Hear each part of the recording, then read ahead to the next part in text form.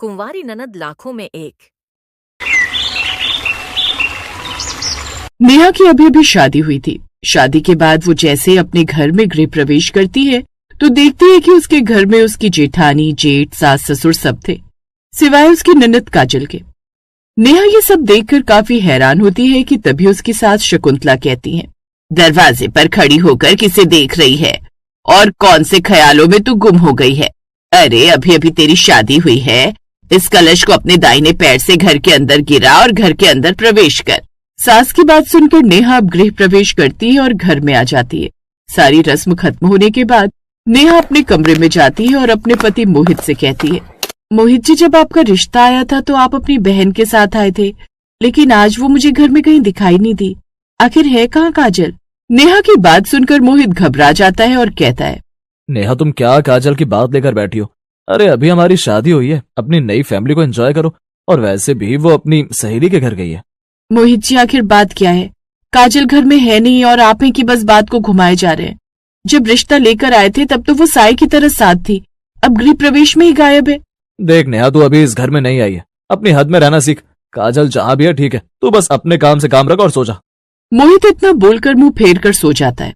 नेहा का दिल बैठने लगता है। उसे लगता है कि इस घर में कुछ तो बहुत बड़ा लोचा है, कुछ तो गड़बड़ है। मोहित जी की आंखों में वो प्यार नहीं बल्कि एक अजीब सा डर दिख रहा है। मुझे खुद ही पता लगाना होगा कि काजल कहाँ है। रात के करीब 1:30 बज रहे होते हैं। पूरा घर सन्नाटे में डूबा होता है। नेहा चुपके से कमरे का दरवाजा खोलती है और दबे पांव बाहर आती है।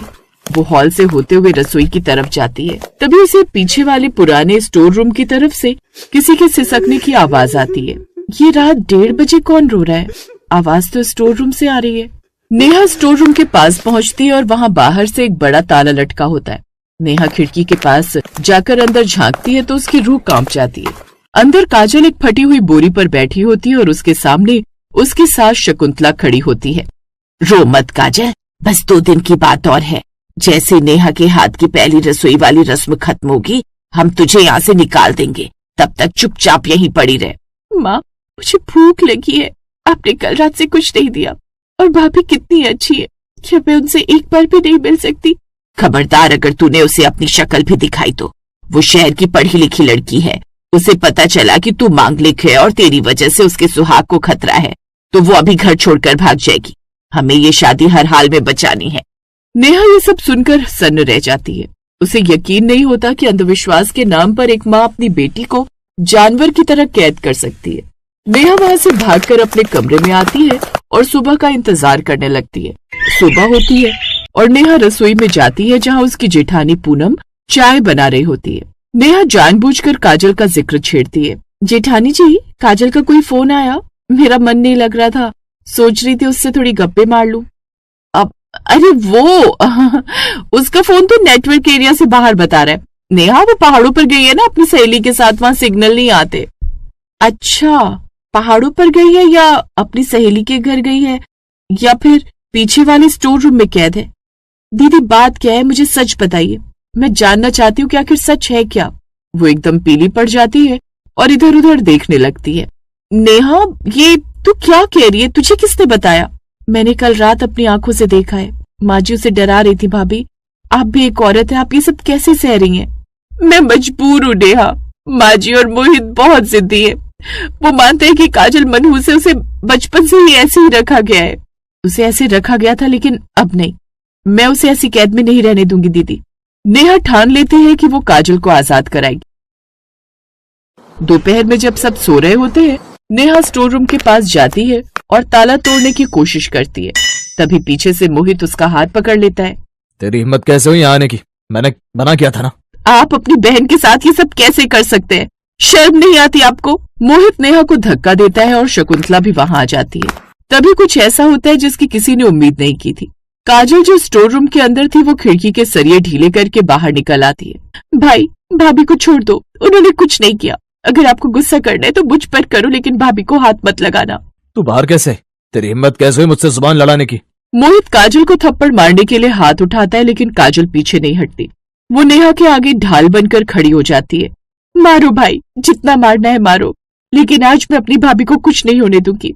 ये इस घर की इकलौती इंसान है जिन्होंने मेरे लिए आवाज उठाई। माँ, आप कहती हो ना कि मैं मनहूस हूँ, अगर मैं मनहूस होती तो क्या मैं अपनी भाभी को बचाने के लिए खड़ी होती? हट जा रास्ते से काजल, इसे भी सबक सिखाना जरूरी है। नहीं माँ, अगर आपने भाभी को छुआ तो मैं अभी इसी वक्त शोर मचाकर पूरे मोहल्ले को इकट्ठा कर लूंगी, पुलिस को फोन कर दूंगी। मुझे जेल जाने से डर नहीं लगता क्योंकि मैं तो वैसे भी जेल में ही रह रही हूँ। काजल की ये हिम्मत देखकर मोहित और शकुंतला थोड़े ठंडे पड़ जाते हैं। उन्हें डर था कि अगर बाहर बात गई तो खानदान की थू थू होगी। नेहा काजल की बहादुरी देखकर दंग रह जाती है। काजल, तूने मेरे लिए अपने माँ और भाई से पंगा ले लिया। भाभी, आप मेरे लिए खड़ी हुई तो क्या मैं आपके लिए इतना भी नहीं कर सकती?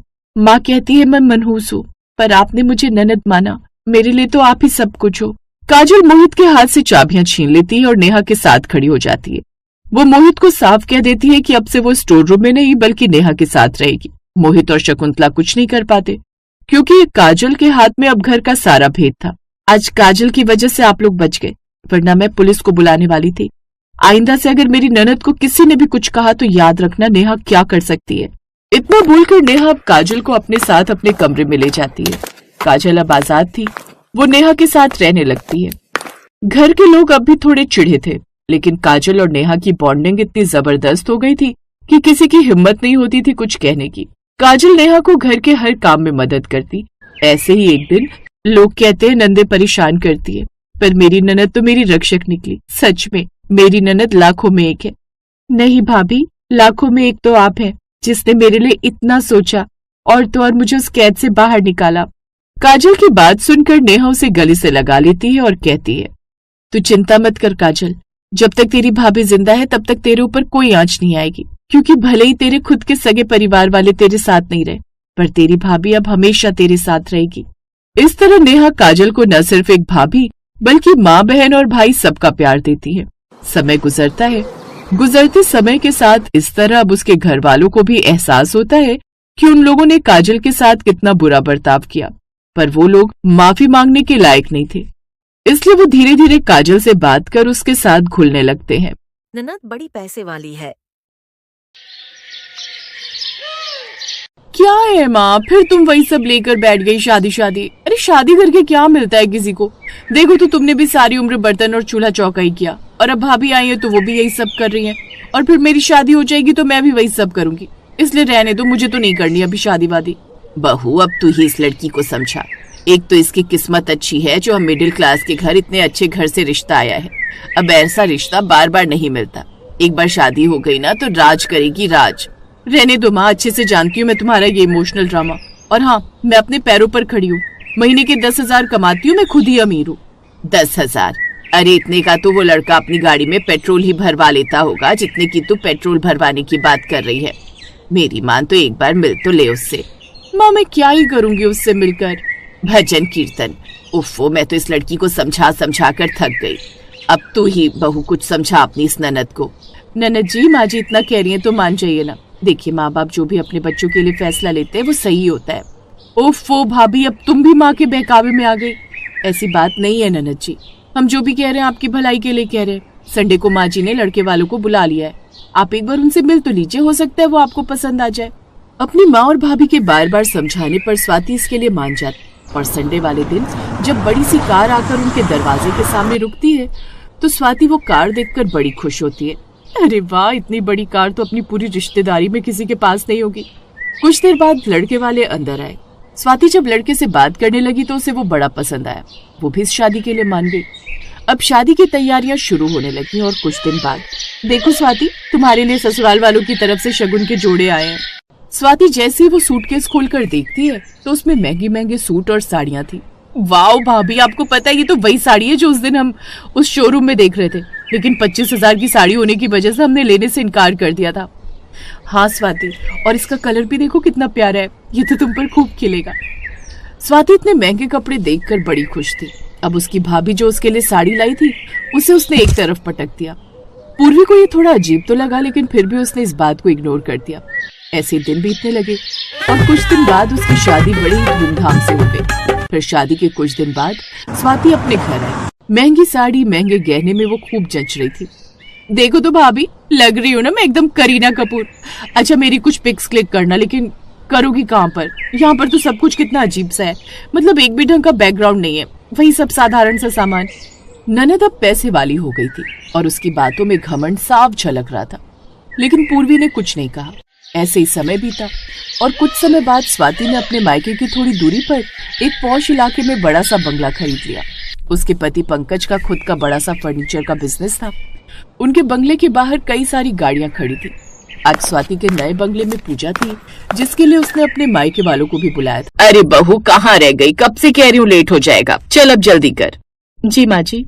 पूर्वी ने उस दिन अपनी अलमारी से वो साड़ी निकाली थी जो उसके पास सबसे महंगी थी, यानी कि 2000 की साड़ी, जो उसके पति ने उसे पिछले करवा चौथ पर दिलवाई थी। कुछ देर बाद वो अपनी सास के साथ ननद के बड़े बंगले पर पहुंच गई। वो दूर से जितना खूबसूरत दिखता था, पास से तो उससे भी ज्यादा खूबसूरत था। वाह वाह, ये तो कोई महल जैसा घर लगता है। सच में भाग खुल गए मेरी स्वाति के। हाँ माँ जी, सही कहा आपने। हाथों में कुछ फल और मिठाई लेकर वो उसके बंगले के अंदर गई, जहाँ उसकी बेटी और जमाई पूजा में बैठे थे और पंडित जी मंत्र पढ़ रहे थे। वो दोनों भी एक कोने में जाकर बैठ गई। कुछ देर बाद पूजा संपन्न हुई। माँ कैसी हो?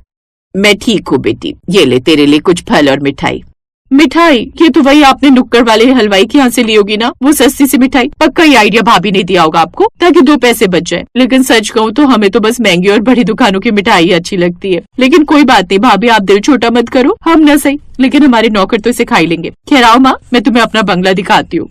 पूर्वी अपनी ननद की बात सुनकर बड़ी शर्मिंदा हुई, लेकिन वो उस वक्त भी चुप रही। फिर जैसे वो बंगला घूमने लगे तो उनकी आंखें खुली की खुली रह गई। संगमरमर की सीढ़ियाँ, झूमर, गार्डन, स्विमिंग पूल, सब कुछ किसी फिल्मी सेट जैसा था। ऐसा महल जैसा घर तो उन्होंने बस किसी फिल्मी सेट पर देखा था। बेटी इतना बड़ा बंगला, तेरी तो किस्मत पलट गई। मेहनत का फल है माँ। मेरे वो दिन रात अपने बिजनेस में मेहनत करते हैं, ऐसे नहीं कि सुबह 9 से शाम 7 बजे तक की ड्यूटी की और घर आ गए। और सच कहूँ तो इनकी मेहनत के साथ साथ मेरी प्रार्थना भी थी जो मैं करती हूँ, तभी तो उस फ्लैट से अब इस बड़े बंगले में आ गए हम। अगर मेहनत ना करते हम लोग तो हम भी किसी मिडिल क्लास वाले घर में ही रह रहे होते। स्वाति की बातों में ताना साफ झलक रहा था। इसके बाद स्वाति उन्हें अपने कमरे में लेकर गई। ये देखो, ये मेरा आलीशान कमरा। भाभी जितना बड़ा ये कमरा है ना, इतना तो आपको पूरा ससुराल होगा, है ना? स्वाति भूल मत कि वो तेरा मायका भी है। माना कि तुम्हारे जितने पैसे नहीं है हमारे पास, लेकिन हमारे लिए वो घर ही हमारा बंगला है। ओफो माँ, मैं तो मजाक कर रही थी, आप तो बुरा मान गई। मैं तो ऐसे ही बोल रही थी। अच्छा यहाँ आओ, वो देखो इस बालकनी से कितना अच्छा व्यू आ रहा है ना। अच्छा चलो अब गार्डन एरिया में चलकर खाना खा लेते हैं, सभी मेहमान वेट कर रहे होंगे। अब वो सभी नीचे चले गए। खाना खाने के बाद पूर्वी अपनी सास के साथ अपने घर लौट आई, लेकिन अभी भी उसे अपनी ननद की बातें रह रह कर याद आ रही थी। ऐसे ही समय बीता। आप इस बंगले की EMI भरने के काबिल नहीं रहे। पिछले कई महीनों से इसकी EMI पेंडिंग है, इसीलिए अब हम इस बंगले की नीलामी करके अपना बकाया पैसा लेंगे। नहीं नहीं, ऐसा मत कीजिए सर, यही हमारा घर है, इसके अलावा हमारे पास और कोई छत नहीं। हम कहाँ जाएंगे? वो तो इतना बड़ा लोन लेने से पहले सोचना चाहिए था ना।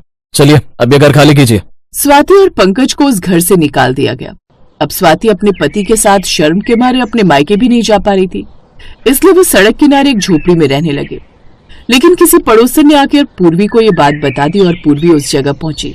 तुम्हारे साथ इतना सब हो गया और तुमने हमें बताना जरूरी भी नहीं समझा स्वाति? अपनी भाभी को देख स्वाति उसके गले लगकर फूट फूट कर रोई। भाभी हमारा कुछ भी नहीं बचा, बंगले से लेकर गाड़ियां तक सब बिक गई, इनका काम भी पूरी तरह से ठप पड़ गया, हम बर्बाद हो गए। पहले तुम घर चलो स्वाति, बाकी बात वहीं चलकर करते हैं। पूर्वी उन्हें लेकर घर आ गई और उन्हें खाना खाने को दिया, जिसके बाद उससे बोली, कुछ भी खत्म नहीं हुआ स्वाति, रिश्ते अभी बाकी हैं। ये घर भले ही छोटा है लेकिन दिल सबके बड़े हैं। अब से तुम सब भी यहीं इस घर में हमारे साथ ही रहना। अपनी भाभी की बात सुनकर अब स्वाति की अक्ल ठिकाने आ गई, साथ ही अब उसका सारा घमंड भी टूट गया। अब उसने और उसके पति ने मिलकर छोटा सा काम शुरू किया और कुछ दिन में उनका काम अच्छे से चलने लगा। आज स्वाति फिर से खड़ी है, पर इस बार उसके पास दिखावे की दौलत नहीं बल्कि अपनों का सहारा है। भाभी असली अमीरी समझ आ गई। हाँ स्वाति, जहाँ प्यार हो वही सबसे बड़ा बंगला होता है। अब उन्होंने भी अपनी भाभी के साथ ही एक घर बना लिया जिसमें वो चैन से रहते थे। अब भले ही उसमें बंगले जैसी सुख सुविधा ना हो, लेकिन उसमें अब उन्हें सुकून और चैन की नींद मिली, जिसमें वो काफी खुश थे।